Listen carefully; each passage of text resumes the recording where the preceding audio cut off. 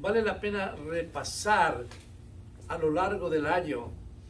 Siempre quiero yo acordarme y hacerles de acuerdo a cada uno de ustedes ciertas circunstancias, cosas en nuestras vidas que genera en nuestro interior una vida espiritual más viable ante los ojos del Señor.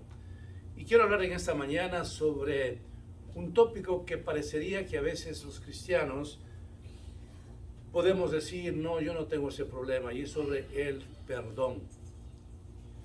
A veces, hermanos amados, nosotros seguimos caminando en las cosas de Dios y puede ser, hermanos, que de una u otra manera no haya habido un perdón genuino a aquellas personas que algún día nos hicieron algún daño, o a aquellas personas que hicieron daño a nuestra familia. Y ese fermento en el interior de uno causa daño, hermano. Escúcheme bien esto. Cuando no hay perdón, es un fermento dañino, hermanos amados. No nos deja vivir en paz. Ata nuestras vidas. Qué maravilloso es saber que se ha llegado a un punto, hermanos, y poder decir, Señor, yo estoy totalmente limpio. Pero que no sea una expresión solamente cuando se puede decir, no, yo ya he perdonado a esa persona, no, yo no tengo ningún problema con esa persona, y tú sabes, Señor, que no tengo nada. No, no es así. Hay ocasiones, hermanos, que hablamos, pero en el interior de nuestras vidas no existe la suficiente armonía con el Señor para decir, yo he perdonado.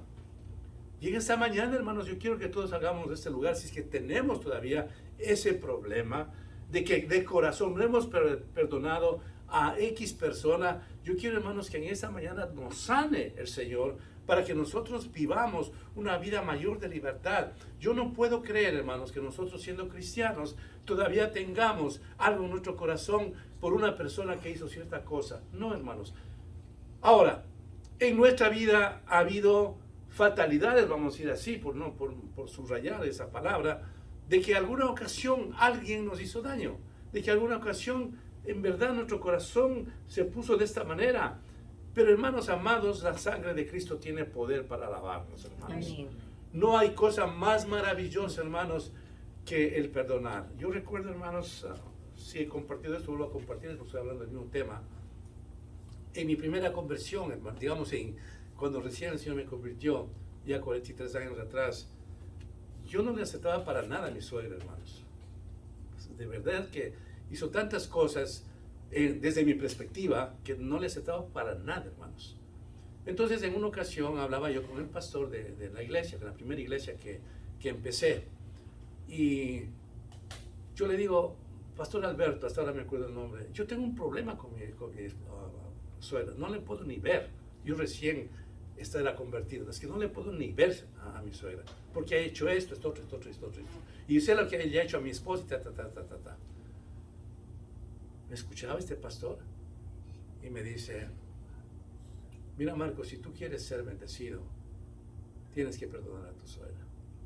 Sí, ya le voy a perdonar, vamos a orar y le voy a perdonar, con unos epítetos feos para ella de mi parte. Y dice, no es así. ¿Sabes qué te voy a decir lo siguiente? ¿Qué vas a hacer? Si quieres de veras estar limpio en tu corazón, tú vas a comprar un ramo de flores, vas a golpear la puerta de ella y le vas a decir, suegra, lo quiero, tome estas flores y perdóneme. Pero ¿cómo voy a hacer eso? ¿Voy a comprar flores para una enemiga? No puede ser, pastor. No, yo no creo que voy a hacer eso. Y que le vaya a dar flores, me va a botar con la cara a las flores. No, muy difícil que haga eso. Bueno, Marco, tú quieres ser bendecido, empiezas recién en los caminos del Señor, te acabas de convertir ayer. Hay en tu corazón, yo puedo sentir en tu corazón, hay algo feo contra tu suegra, y así no puedes tú ser bendecido. ¿Quieres ser bendecido? Sin pensar jamás que algún día yo seré un pastor, un predicador. ¿Quieres ser bendecido? Entonces, Marco, haz hacer. Y si tú no quieres hacer, no lo hagas. Y punto, y sigue viviendo la vida como tú quieres. Bueno, digo, ¿qué hago, Señor? Si compro las flores, quizás yo me voy allá, abre la puerta y me da en la cara con las flores. Bueno, voy a evitar eso, no voy a comprar las flores. Voy solito yo. Entonces la quedo mirando a la suegra, le digo, buenos días, suegra, vengo a saludarle y a decirle que le quiero y que me perdone de todo. Ella me queda mirando, estábamos en la puerta donde ella vivía, sale y me abraza y empieza a llorar. ¿Saben lo que pasó ahí, hermano? Yo tierno en el Evangelio, el Señor rompió hasta lo más profundo, hermanos, esa barrera que hubo en mi corazón, quizás a veces pensando hasta en odio, hermanos, rompió por completo.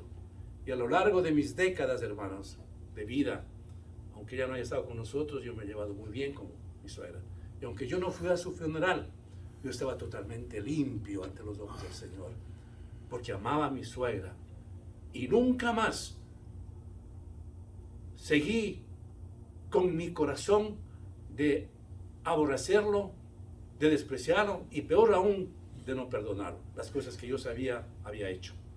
Amados hermanos, cuando hay esa humillación de parte nuestra y le pedimos al Señor que nos ayude para ser liberados, porque entendamos esto, hermanos, cuando no perdonamos a una persona, estamos atando a esa persona y nos atamos nosotros.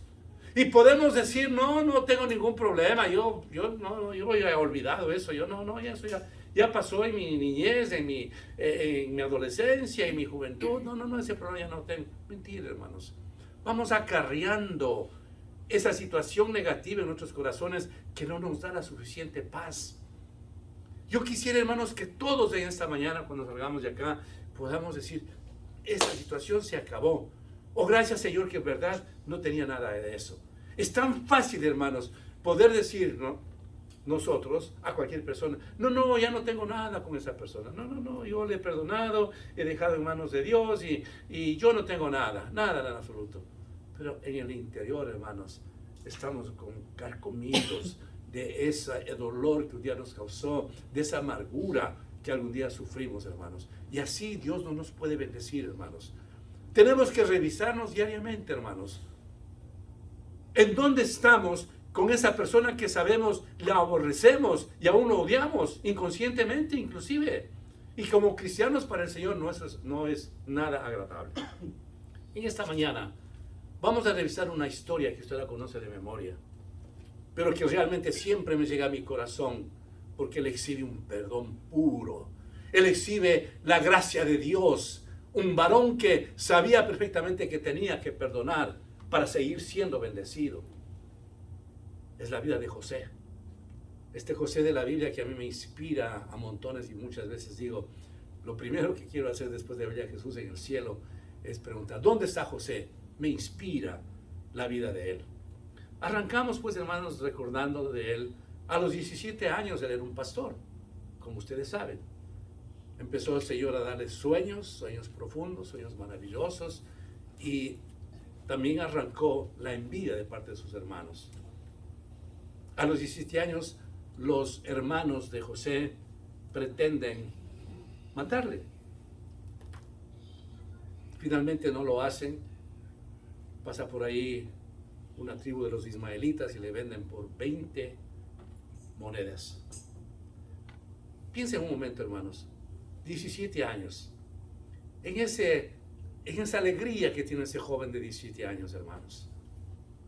Que estar junto a papá y a mamá, aunque ya van creciendo, ya van independizándose, pero siempre están ellos pensando en la protección de su papá, de su mamá, que van a su casa.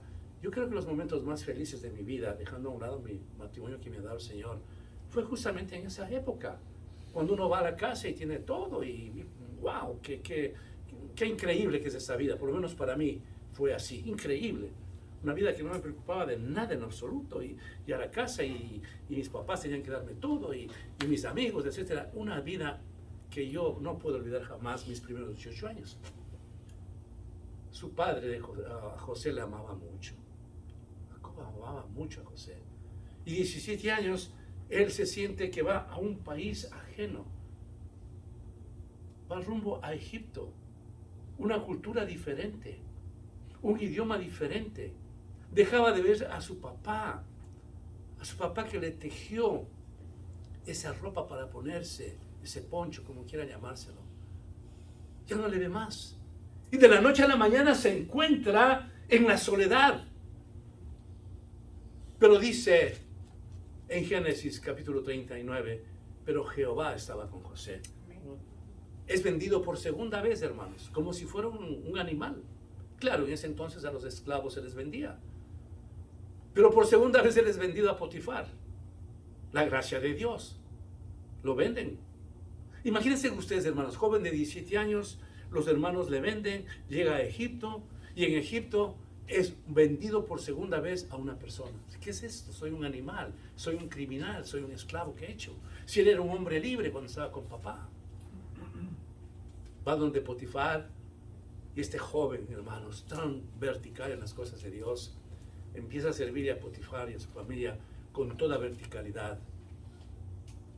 La mujer de Potifar empieza a codiciarle a José. Dice la palabra del Señor que era muy guapo, muy puesto, José. Empieza la mujer de Potifar a codiciarle a él, a querer acostarse con él. Un jovencito. Hubiera dicho él, bueno, esa es mi oportunidad, ¿no? Estoy viviendo en este palacio, el hombrecito está trabajando, Potifar, yo estoy con la reina de aquí, la ama de casa, y punto, le voy a complacer. No. Él sintió un temor a Dios increíble, hermanos, a esa edad. Y salió corriendo del pecado y no aceptó lo que aquella mujer quería proponerle, porque sabía perfectamente de que ese pecado se acababa todo. Figurémonos, escúchenme bien esto, figurémonos, hermanos, que él aceptaba el pecar con esta mujer, la esposa de Potifar. Se acababa toda su historia, se acababa toda su vida, se acababan todos los planes que Dios tenía con él. Ahí se acababa. Porque el pecado separa, el pecado destruye lo que Dios quiere hacer en nuestras vidas. Así es, Señor. El pecado acaba con la perspectiva grande que Dios tiene. El pecado acaba con los planes que Dios tiene para con nosotros, amados hermanos. Pero él dijo no al pecado. Por esa razón, por decir no al pecado, ¿a dónde va José? A la cárcel. Imagínense qué ironía de la vida. El joven dice no al pecado y sin embargo va a la cárcel. Qué cosa más tremenda. Como para ese momento decir, bueno, Señor, oh Dios que te conozco, mira, mis hermanos me venden, los ismaelitas me venden a Potifar, la esposa de Potifar me acusa de algo que yo no he hecho. ¿Dónde estás tú? Pero no. Él sigue confiando en la misericordia de Dios, hermanos. Y sigue aceptando lo que le estaba pasando porque tenía al Señor. Mientras esté en la cárcel, él logra interpretar un sueño al panadero y al copero de lo que les iba a suceder. El copero iba a ser liberado del castigo que tenía por estar en la cárcel, por eso estaba en la cárcel, y del panadero le dice, tú vas a morir, punto. Se van de la cárcel los dos con el sueño que había interpretado José. Y el copero le dice, José, por favor, acuérdate de mí. Cuando salió el copero, negativo. Aquí hago una pausa, hermanos. En el mundo, ustedes aprendan o sigan caminando solamente confiando en el Señor, hermanos. Amén. En Él. Confíen en su esposa, en sus hijos, en su familia. Confíen, hermanos, en los hermanos de Cristo que ustedes saben han sido lavados y redimidos por la sangre de Cristo. Confíen en el pastor si ustedes creen en él que es un hombre de Dios, y si no, pues ni confíen en él. Y no confíen en nadie más. Por eso el apóstol San Pablo le decía a Timoteo, cuídate de ti mismo, porque nosotros mismos somos nuestros propios enemigos, hermanos. José, humanamente, fincó su esperanza, o por lo menos le dijo, acuérdate de mí, por favor, cuando estés ahí con el rey, porque tú regresas a tu trabajo. Imagínense la conexión que tenía el copero con el rey. Lo veía todos los días porque estaba sirviéndolo. Pero se olvidó por completo. Sin embargo, Jesús, sin embargo, el Señor, sin embargo, nuestro Padre Eterno estaba con José. Y le ayudó en la cárcel y le puso a liderar a los presos. Hizo un trabajo formidable. El tiempo transcurre, hermanos. Y le da el Señor un sueño al faraón. Un sueño que ninguno podía interpretar. Y el copero, después de años, se acuerda y le dice, había en la cárcel un hebreo que se llamaba José. Y sabe usted que cuando él interpreta mi sueño que yo tuve, fue exactamente lo que me ocurrió, que usted me iba a levantar el castigo y que el panadero iba a la horca. Y así sucedió. ¿Y quién es ese? Es el hebreo José, él está preso. Pues llámele inmediatamente. Le llaman a José. José interpreta el sueño y ve el faraón la grandeza de Dios en la vida de José. Y sigo corriendo a velocidad la historia de José hasta que termina siendo el segundo hombre en comando de todo un imperio egipcio. Tuvo la situación de él 17 años. A los 30 años Dios le permite ser el segundo hombre en autoridad de todo un imperio de egipcio. Cuando él está en esas condiciones, es cuando empieza él a ver lo que significa realmente tener en su corazón el perdón para quienes lo hicieron tanto daño, para quienes realmente su vida le cambiaron ellos de la forma como quisieron, hasta donde había quedado saturado en el dolor. Pero Dios tenía un plan diferente. Dios tenía algo maravilloso para él. Ya a este punto él ya es la segunda autoridad del pueblo egipcio. Así es que miremos, hermanos, lo que nos dice la palabra del Señor. Les voy a decir luego para que no se distraigan la palabra. Está en Génesis 45. ¿Hubo leer? No podía ya José contenerse al lado suyo y clamó: haced salir de mi presencia a todos. Y no quedó nadie con él a darse a conocer José a sus hermanos. Entonces se dio a llorar a gritos, y oyendo los egipcios, y oyó también la casa de Faraón. Había mandado Jacob a sus hijos a que vayan a comprar comida en Egipto, porque entraron en una hambruna tremenda. No tenían que comer, no tenían nada. Y van a comprar la comida a su hermano, que era realmente un hombre poderoso. Pero cuando ve José a sus hermanos, miren la reacción de él. Dice que empezó a llorar a gritos. ¿Por qué? ¿Les odiaba? No. Él tenía que haber podido decir: este es el momento propicio para mi revancha, para mi venganza. Ahora yo soy el que soy, José, el segundo hombre de todo el imperio egipcio. Ahora sí que es justo que deban pagar estos hombres. Dios, qué bueno, qué generoso que eres conmigo. Me mandaste al fin la justicia. Ahora esos van a saber lo que les va a ocurrir. Y dijo José a sus hermanos: yo soy José. Escuchen esto, hermanos. ¿Vive aún mi padre? Qué tierno, ¿eh? Yo soy José. ¿Vive aún mi padre? Y sus hermanos no pudieron responderlo porque estaban turbados delante de él. Entonces dijo José a sus hermanos: acercaos a mí. Y ellos se acercaron, y él les dijo: yo soy José, vuestro hermano, el que vendiste para Egipto. Amados hermanos, José tiene una postura tan tierna, tan maravillosa. Pregunta por su padre, a quien amaba mucho su padre, a él y él a su padre: ¿cómo está mi padre? Ni siquiera les preguntó a ellos: ¿y ustedes cómo están?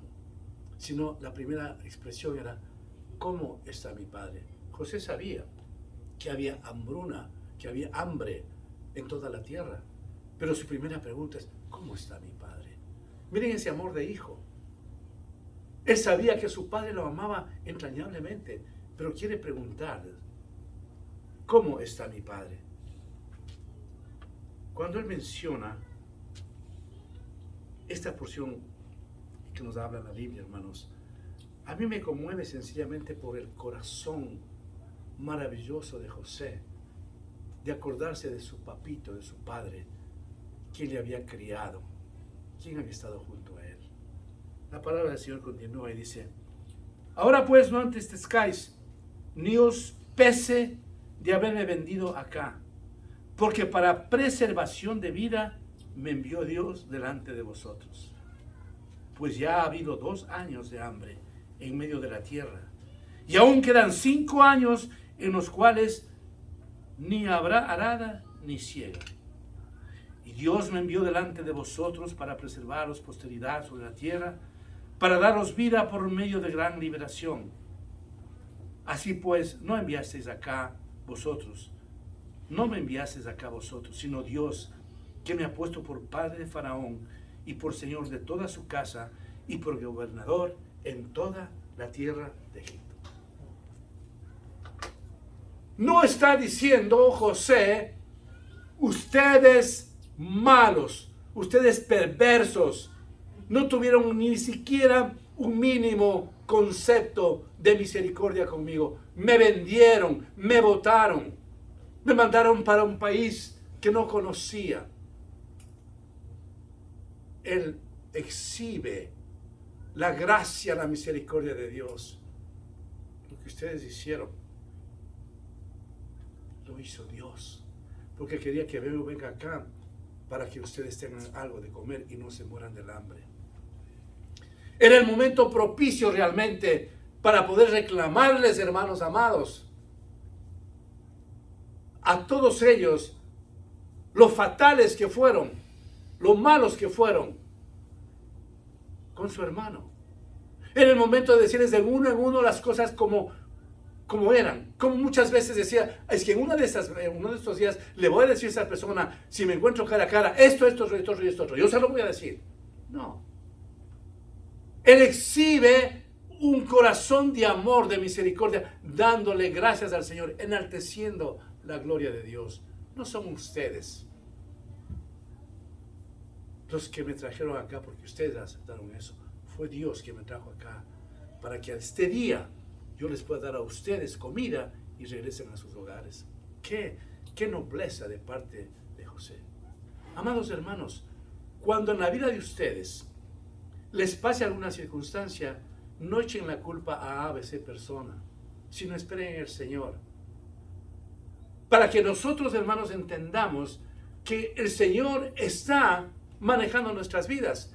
Imagínense ustedes, si la persona A le causó tanto dolor a usted y sigue con eso, quiere decir que usted está siendo manejada por esa persona. Cuando los cristianos no debemos tomar ese asunto de esa manera, sino decir, Señor, tras de esto hay un plan que tú tienes conmigo.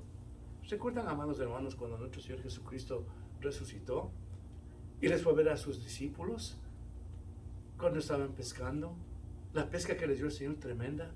Y cuando se acerca les dijo, hijitos míos, ¿tenéis algo que comer? ¿Por qué no les puedo decir en ese momento, Pedro, ¿dónde estás? Tú me negaste 3 veces.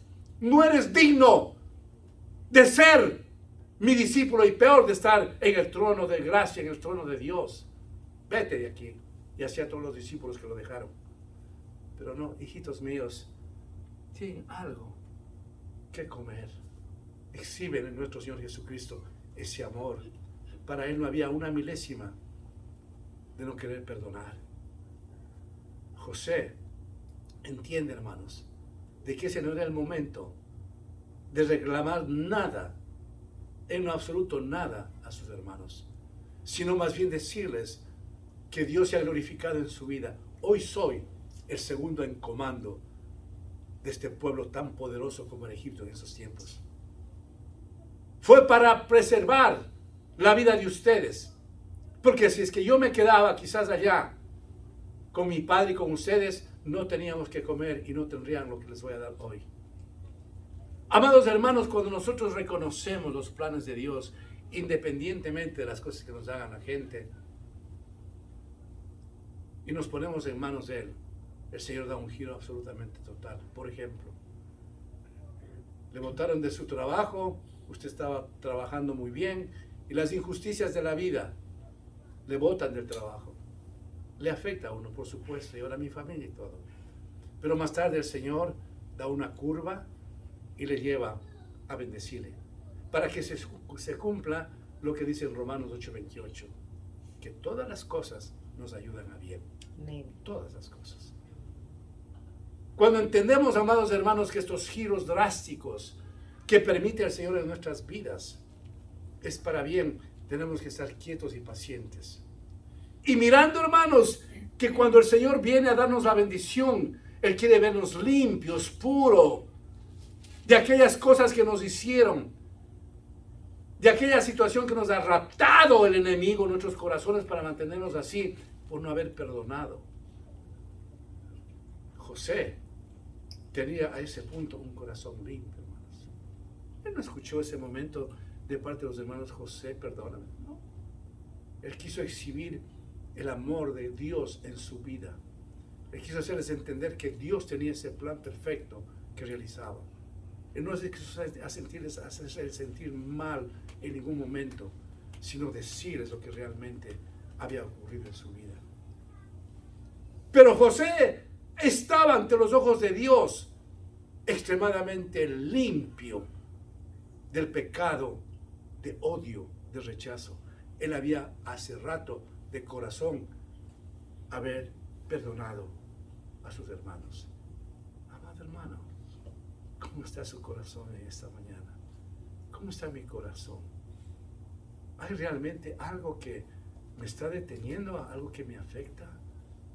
Algo que no me permite poder decir en esta mañana con toda verticalidad, yo estoy libre de aborrecer a una persona. Recordando, amados hermanos, que el Señor nos da unos 2 mandamientos maravillosos. Amarás al Señor tu Dios con todo tu corazón, con toda tu mente, con todas tus fuerzas y con toda tu alma. Y el segundo mandamiento que yo les dejo es, ama a tu prójimo como a ti mismo. Punto. Ahí se consolida toda la ley, todos los mandamientos. En 2, absolutamente en 2. Amarás a tu prójimo como a ti mismo. A esa persona que alguna vez nos hirió tanto, ¿de veras le amamos? Podemos decir, wow, estoy tan libre de esa situación que tengo, le amo a esa persona. Si usted, amado hermano, sigue acarreando en su corazón aquello que le ha perturbado por muchos años, hermanos amados, déjeme decirle, usted no va a tener nunca paz, podrá tener una paz a medias. Porque entonces nos estamos olvidándonos lo que el Señor Jesús cuando estaba en la cruz dijo, Padre, perdónales porque no saben lo que hacen. Qué expresión tan maravillosa de Jesús. Padre, perdónales porque no saben lo que hacen. En la cruz del Calvario, después del sufrimiento tan grande que tuvo el Señor, pudo expresar con todo su corazón, perdónales porque no saben lo que hacen. En verdad, amados hermanos, en esa escuela de la vida, que es esta, la que vivimos antes de irnos al cielo, el Señor nos pide, nos exige que sigamos purificándonos de todo, porque el Señor viene por una iglesia sin mancha y sin arruga. Y a veces podemos estar convencidos que estamos tan santos que no tenemos nada por delante. Pero hay esas cosas, hermanos, que nos afectan inconscientemente y que el Señor la conoce, pero que Él está dispuesto a ayudarnos a que nosotros también perdonemos.